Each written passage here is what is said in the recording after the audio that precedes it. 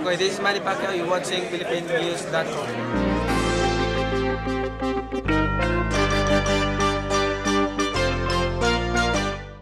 Tuyang ka ng magiting sa manlulupi, di ka masisingil sa dagat at bundok, sa simoy at sa langit mong bugaw, may dilakang tula at awit sa paglayang minamahal.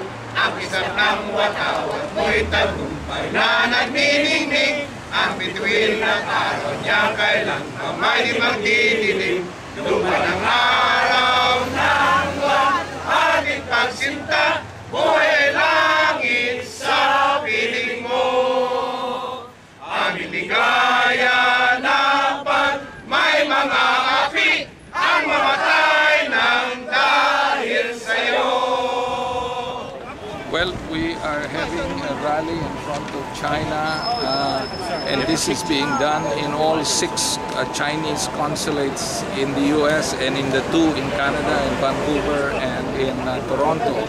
It is also part of a whole global protest in Makati, in places as far as South Africa, and many places where there are Filipinos.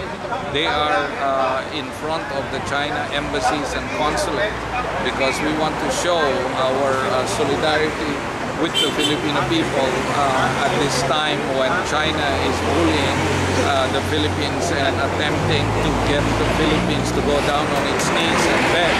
And we're saying we want to stand up to China.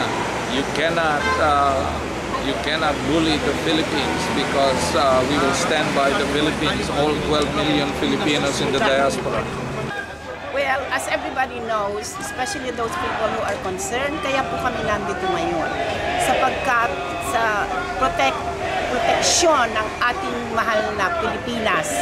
Alam po ninyo, ang Scarborough Shoal is very rich in oil. Everything is in earth. And lahat na alam na po natin. Ang China is ginagamit nila ang kanilang pagka-big power na ini-invade nila. They are intruding on the Scarborough Shoal. Pero alam po natin na ang shoal na ito ay only like 294 nautical miles away from Zambales Island, which is in Luzon, hindi ba po? Kaya ngayon, ang 34 vessels na naka-anchor na sa Scarborough Shoal ay hindi po dapat talagang nandoon. At dalawa lang po lamang ang ating Philippine vessel. Kaya po, ano pa ang magagawa natin? Napakaliit ng Pilipinas. Kung hindi po natin sila makuha sa santong paspasan, kunin natin po sila sa santong dasalan. Sapagkat kailangan po natin ay peace, panalangin sa Panginoon Diyos, na bigyan ng awa ang buong Pilipinas sapagkat hindi lang po sa atin ito, it's not only for us, this generation, for the future of our Philippines. Gusto natin sabihin sa mga Pilipino, pag-aralan nyo yung issue na ito dahil napaka-importante nito, yung kung sinong makaka-own ng Scarborough Shoal, hindi lang yung piece of land na yan, pero kung anong nasa ilalim. May mga rich deposits of oil, natural gas, at na para sa future ng Pilipinas, kailangan ma-develop yun sa atin yun. Kung makontrol ng China yun, then makokontrol nila ang future ng Pilipinas. Kaya ipaglaban natin yung sa atin. Manlulupig ang China.